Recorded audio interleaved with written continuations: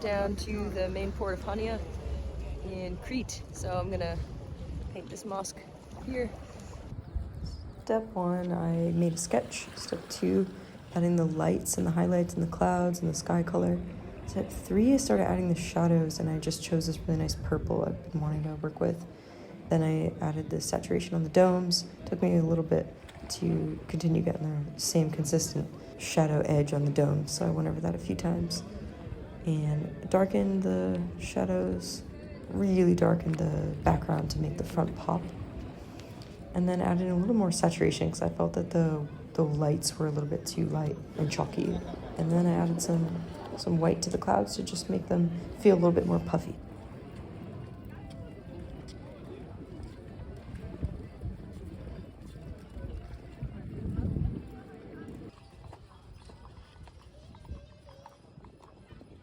So if you'd like to purchase this painting, you can send me a message or look at my website, coryblair.com. Thanks for watching.